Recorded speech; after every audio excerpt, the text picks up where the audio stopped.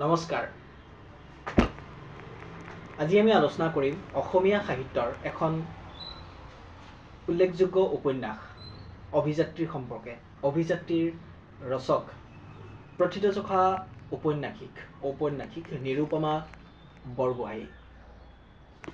আচলতে অভিযাত্ৰীতনো কি আছে সেই কথা আমি থ্ৰুতে আলোকপাত কৰিবলৈ যত্ন কৰিম। অভিযাত্ৰীক আমি এখন নাৰীবাদী বা নাৰীকেন্দ্ৰিক উপন্যাস বুলি ক'ব পাৰোঁ। যিহেতু চন্দ্ৰপ্ৰভা শইকীয়ানী সেই সময়ৰ অসমৰ সেই বিংশ শতিকাৰ সময়ৰ এগৰাকী বিদুষী মহিলা স্বাধীনতা সংগ্ৰামী, তেখেতৰ জীৱনৰ ওপৰত আধাৰ কৰি আচলতে এই উপন্যাসখন যিহেতু ৰচনা কৰা হৈছে। এই উপন্যাসখনত কোৱা হৈছে যে চন্দ্ৰপ্ৰভা শইকীয়ানীৰ সেই ঘৰৰ 11টা ল'ৰা ছোৱালীৰ ভিতৰত সেই আপোনাৰ ধৰ্ম ৰজনীপ্ৰভা আৰু চন্দ্ৰপ্ৰভা শইকীয়ানীয়ে স্কুললৈ গৈছিল। সেই সময়ত আচলতে নাৰীক স্কুললৈ যাবলৈ দিয়া হোৱা নাছিল, নাৰীক শিক্ষা ল'বলৈ দিয়া হোৱা নাছিল। 1901 চনত যদিও কটন কলেজ স্থাপিত হৈছিল, কিন্তু কটন কলেজৰ প্ৰথম ভাগত আচলতে ছোৱালীক পঢ়িবলৈ দিয়া হোৱা নাছিল। কিন্তু পিছলৈ সেই ব্যৱস্থাটো হ'ল। চন্দ্ৰপ্ৰভা শইকীয়ানীয়ে কিন্তু বিভিন্ন বাধা নেওচি বহু মানুহৰ কথা প্ৰত্যাহ্বান জনাই আচলতে স্কুললৈ গৈছিল। দৈশিঙৰি সেই গাঁৱৰ পৰা, সেই পিছপৰা অনুন্নত গাঁৱৰ পৰা কিন্তু বোকাপানী গছকি স্কুললৈ গৈছিল। আৰু পিছত তেওঁ এখন অকৈয়া গাঁৱত ছোৱালীৰ স্কুল স্থাপন কৰিব পৰা হৈছিল, য'ত নীলকান্ত বৰুৱা ইন্সপেক্টৰ হিচাপে আহি তেওঁক লৈ গৈছিল তেওঁৰ পঢ়াৰ ধাউতি দেখি নগাঁৱলৈ, আৰু নগাঁৱৰ মিছন স্কুলত নাম লগাই দিছিল। ৰজনীপ্ৰভাও গৈছিল, আৰু নগাঁৱৰ মিছন স্কুলতে আচলতে চন্দ্ৰপ্ৰভা শইকীয়ানীৰ সেই জীৱনৰ প্ৰথম যুঁজখন আৰম্ভ হৈছিল, য'ত আচলতে মিছন স্কুলত হিন্দু ধৰ্মৰ ছোৱালীক যি খ্ৰীষ্টান ধৰ্মত নিবিষ্ট কৰা হৈছিল। আৰু সেই ব্যৱস্থাৰ পৰা আচলতে মুক্তি দিবলৈ তাক প্ৰত্যাহ্বান জনাই আচলতে তাৰ বিৰুদ্ধে চন্দ্ৰপ্ৰভা শইকীয়ানীয়ে যুঁজ দিছিল। আৰু তাত বহুদিন তেওঁ থাকিব পৰা নাছিল, তেজপুৰলৈ গুচি আহিছিল। তেজপুৰত তেওঁ পিছলৈ প্ৰধান শিক্ষয়িত্ৰী হিচাপে কাম পাইছিল, আৰু তেজপুৰতে আহি বিভিন্ন ধৰণৰ মানুহৰ সংস্পৰ্শত আহিছিল। কিৰণময়ী আগৰৱালা, জ্যোতিপ্ৰসাদ আগৰৱালা, পৰমানন্দ আগৰৱালা, এনেধৰণৰ বিভিন্ন মানুহৰ আচলতে চন্দ্ৰপ্ৰভা শইকীয়ানীয়ে সংস্পৰ্শ পাইছিল। আৰু অসমৰ ঠায়ে ঠায়ে মহিলা সমিতি স্থাপন কৰিছিল, মহিলাসকলক, নাৰীক যাতে কি ধৰণে নাৰীক সেই সময়ত যি দমন কৰি ৰখা হৈছিলে, নাৰীক শোষিত, বঞ্চিত, লাঞ্ছিত কৰি ৰখা হৈছিলে, গতিকে নাৰীক কি ধৰণে আগুৱাই লৈ যাব পাৰে তাৰ বাবে মহিলা সমিতি অসমৰ বিভিন্ন ঠায়ে ঠায়ে তেওঁ স্থাপন কৰিছিল।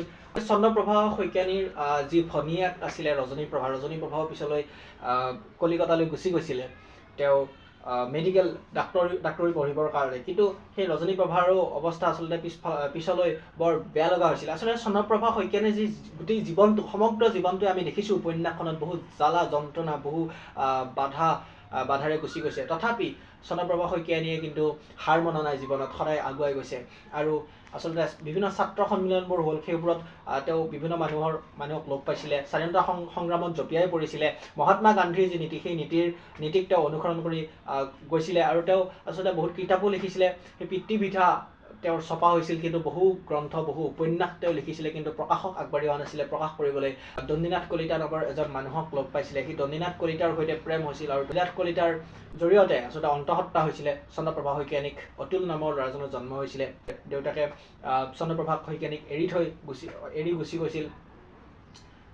অন্য ছোৱালী এগৰাকীক তেওঁ বিবাহ কৰাইছিল। কিন্তু যদিও খা খৰচ দি আছিল, কিন্তু সেই পিতৃ ধৰ্মটো দেউতাকে ৰাখিব নোৱাৰিলে। গতিকে বিভিন্ন ধৰণৰ আচলতে সংগ্ৰাম চন্দ্ৰপ্ৰভা শইকীয়ানীৰ জীৱনটোত। আৰু কংগ্ৰেছ অধিৱেশনৰ মহিলা স্বেচ্ছাসেৱিকা বাহিনীৰ মুখ্য অধিনায়িকা হিচাপে চন্দ্ৰপ্ৰভা শইকীয়ানীয়ে কাম কৰিছিলে। বিভিন্ন ঠাই ঘূৰিছিলে আৰু বিভিন্ন মানুহৰ সংস্পৰ্শত আহিছিলে। শেষত দেখিবলৈ পোৱা গ'ল যে তেওঁ যি পদ্মশ্ৰী ল'বলৈ নাপালে, দুৰাৰোগ্য কৰ্কট ৰোগত আচলতে চন্দ্ৰপ্ৰভা শইকীয়ানীৰ মৃত্যু হয়। কিন্তু এই গোটেই উপন্যাসখনতে আমি যদি চাওঁ, দেখিম যে চন্দ্ৰপ্ৰভা শইকীয়ানীৰ যিটো জীৱনৰ যিটো পৰিক্ৰমা, অতুল পিছলৈ MLA হয়, গুৱাহাটীৰ পৰা প্ৰতিনিধিত্ব কৰি তেওঁ MLA হিচাপে নিৰ্বাচিত হয়। কিন্তু যদিও সেই সময়ত চন্দ্ৰপ্ৰভা শইকীয়ানীৰ গাৰ অসুখৰ বাবে তেওঁক সহায় কৰিব পৰা নাছিল। এই গোটেই উপন্যাসখনত আমি দেখোঁ বিভিন্ন ধৰণৰ চৰিত্ৰ আছে, বিভিন্ন কাহিনী আছে, বিভিন্ন কথা আছে। মূল যদি আমি চাবলৈ যাওঁ, দেখোঁ আমি চন্দ্ৰপ্ৰভা শইকীয়ানীৰ যিটো জীৱন, যিটো সংগ্ৰামৰ মাজেৰে আচলতে তেওঁ বিভিন্ন বাধা, বিভিন্ন প্ৰত্যাহ্বান নেওচি জীৱনটোত আগবাঢ়িছে। সেই কথাটোৱে আচলতে আমাক সকলোকে অনুপ্ৰাণিত কৰে। আমাক সকলোকে, ৰাতিৰাম মজুমদাৰৰ মৃত্যু হৈছে, মাক গংগাপ্ৰিয়াৰ মৃত্যু হৈছে, তাৰপিছতো কিন্তু চন্দ্ৰপ্ৰভা শইকীয়ানীয়ে আমি দেখিছোঁ, আৰু বহুগৰাকী ৰুক্মিণীৰ ঘৰৰ ল'ৰা ছোৱালীৰ মৃত্যু, বিভিন্ন কথা আচলতে জড়িত হৈ আছে। বা দাৰোগাৰ সেই অত্যাচাৰ সহ্য কৰিছে, কিন্তু বিভিন্ন ধৰণৰ ঘটনা বিভিন্ন কথাই কিন্তু চন্দ্ৰপ্ৰভা শইকীয়ানীক জীৱনত ৰুদ্ধ কৰি ৰাখিব পৰা নাই। চন্দ্ৰপ্ৰভা শইকীয়ানী নিজৰ লক্ষ্যত অটল থাকি কিন্তু নিজৰ উদ্দেশ্য সিদ্ধিৰ বাবে আগুৱাই গৈছে। সেই কথাই আমাক সঁচাকৈয়ে অনুপ্ৰাণিত কৰে। গতিকে মই ভাবোঁ এইখন খুবেই এখন পঠনীয় উপন্যাস। আমি সঁচাকৈয়ে অধ্যয়ন কৰিব লাগে, আমি সঁচাকৈয়ে পঢ়িব লাগে। ধন্যবাদ।